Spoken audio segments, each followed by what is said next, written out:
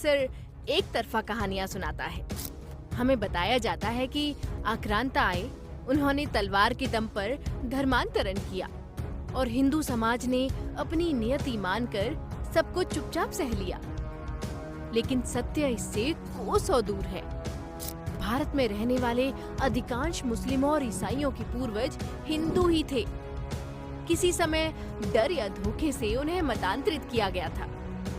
आज the hidden pages के इस पहले एपिसोड में हम उस गौरवशाली इतिहास के पन्ने पलटेंगे जब हिंदू समाज ने न केवल अपना बचाव किया बल्कि आक्रांताओं को खदेड़कर अपने बिछड़े हुए भाइयों को वापस स्वधर्म में शामिल किया।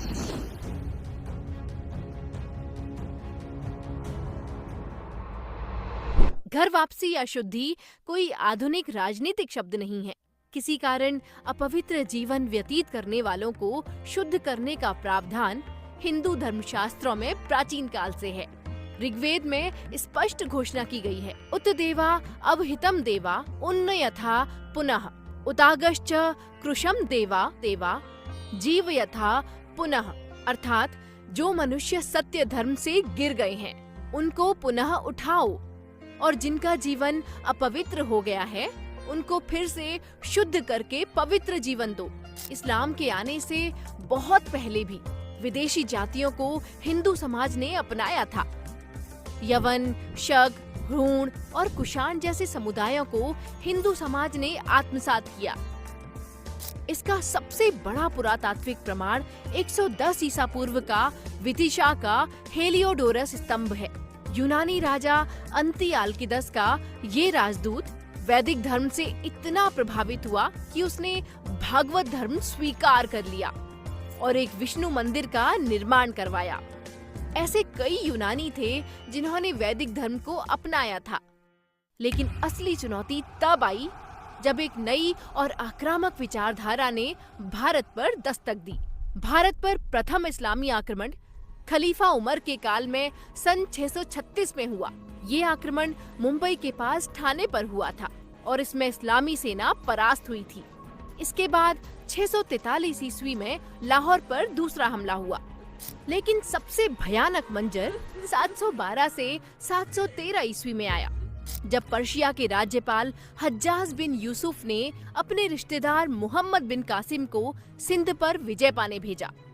मंदिर विध्वंस, मूर्ति भंजन, स्त्रियों का बलात्कार, लूटपाट और बलपूर्वक मतांतरण। इस्लामी आक्रमण की ये विशेषताएं तत्कालीन हिंदुओं को पूर्णतया अपरिचित थीं। इस अभूतपूर्व संकट से व्यथित होकर मुनिवर सिंधु नदी के किनारे बैठे देवल मुनि के पास गए। उन्होंने पूछा कि म्लेच्छों द्वारा मतांतरित ब्राह्मण, क्षत्रिय, वैश्य और शूद्रों को किस प्रकार से शुद्ध किया जाए। इसके उत्तर में देवल मुनि ने देवल स्मृति के उन श्लोकों की रचना की जिनमें बताया गया कि भिन्न भिन्न परिस्थितियों में मतांतरित हुए पुरुष, महिला और बालकों की शुद्धि किस प्रकार की जानी चाहिए। इस्लामी आक्रमण के उस प्रारंभिक काल में 20 वर्षों तक मतांतरित लोगों की शुद्धि के बारे में देवल मुनि ने दिशा दर्शन किया। देवल मुनि के इस उपदेश का तत्कालीन हिंदू समाज ने ऐसा अनुसरण किया कि 716 ईस्वी में ही सिंध में पुनः हिंदू सत्ता स्थापित हो गई। खलीफा हिशाम के शासनकाल में सिंध का राज्यपाल तमीम बना। उसके कार्यकाल में सिंध में बड़ी संख्या में मतांतरितों की शुद्धि हुई। बात यही नहीं रुकी। तमीम के बाद आए राज्यपाल हकीम के काल में न केवल मतांतरित हिंदू वापस लौटे, बल्कि अरब यात्री अल बिलादुरी के अनुसार पूरा मुल्क फिर से मूर्ति पूजक बन गया। यहाँ तक कि मंसूरा में रहने वाले विदेशी अरब आक्रमणकारियों ने भी हिंदू धर्म स्वीकार कर लिया था। ये तो वैचारिक और धार्मिक विजय थी, लेकिन रणभूमि में अरबों के गुरूर को किसने तोड़ा? उस वीर पुरुष का नाम है बप्पा रावल, जिन्हें कालभोज के नाम से भी जाना जाता है। सन 735 में जब हज्जाज ने राजपूताने पर अपनी सेना भेजी, तो बप्पा रावल ने उस सेना को खदेड़कर हज्जाज के मुल्क तक पहुंचा दिया। हिंदुआ सूरज बप्पा रावल यही नहीं रुके। वे अरबों का पीछा करते हुए गजनी तक गए। वहां के मुस्लिम शासक सलीम को उन्होंने पराजित किया और सलीम की बेटी से विवाह किया। अपने जीवन के अंतिम वर्षों में बप्पा रावल खुरासान गए। इस्पाहन, कश्मीर, इराक, ईरान, तुरान और काफिरिस्तान, इन सब के म्लेच्छ शासकों को परास्त कर उन सभी की कन्याओं से बप्पा रावल ने विवाह किया। ये केवल एक सैन्य विजय नहीं थी, बल्कि आक्रांताओं की दुस्साहस का सबसे करारा जवाब था। समय आगे बढ़ा और भारत पर तुर्कों और अफगानों के हमले शुरू हुए।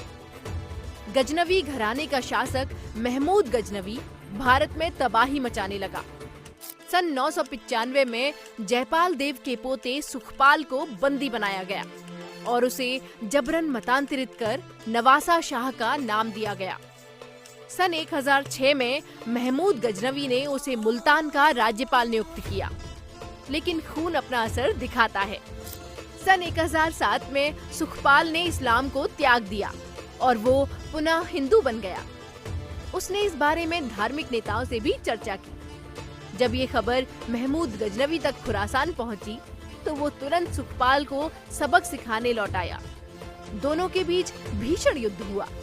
सुखपाल पराजित हुआ, उसे बंदी बनाया गया, लेकिन उस वीर ने मरते दम तक फिर कभी हिंदू धर्म का त्याग नहीं किया। सन 1021 में महमूद गजनवी ने सोमनाथ मंदिर का विध्वंस किया। इससे क्रुद्ध होकर महाराज मंडलिक और गुजरात के राजा भीमदेव ने उसका पीछा किया। हिंदू तलवार के आगे इस्लामी सैनिक झुक गए। स्वयं महमूद गजनवी दुम दबाकर भाग गया, लेकिन उसके अनुयायी बंदी बना लिए गए। अब सवाल था कि इन युद्ध बंदियों का क्या किया जाए। तत्कालीन हिंदू समाज ने एक अभूतपूर्व निर्णय लिया।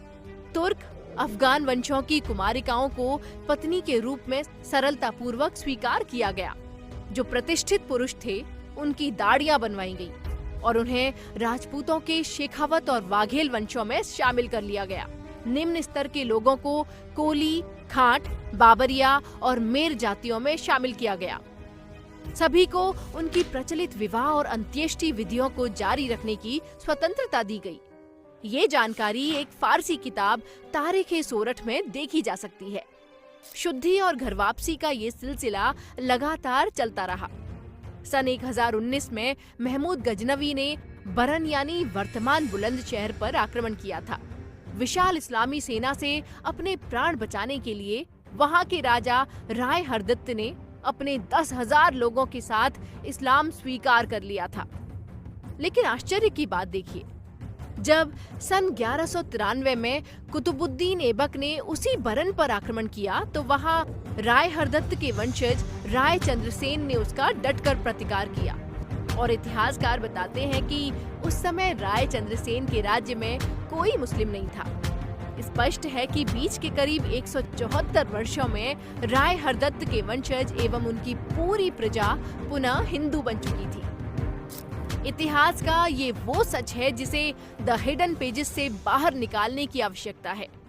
हिंदू समाज ने कभी हार नहीं मानी, लेकिन 13वीं सदी के अंत में जब दिल्ली पर अलाउद्दीन खिलजी का खूनी शासन आया, तब क्रूरता की सारी हदें पार हो गई। लेकिन क्या आप जानते हैं कि अलाउद्दीन खिलजी के ही दरबार में एक ऐसा मतांतरित हिंदू गुलाम था जिसने खिलजी के वंश को जड़ से उखाड़ फेंका और दिल्ली के तख्त पर बैठकर मस्जिदों में फिर से मूर्तियां स्थापित कर दी। उस मतांतरित हिंदू द्वारा स्थापित ऐतिहासिक साम्राज्य की दास्तान जानेंगे द हिडन पेजेस के अगले एपिसोड में।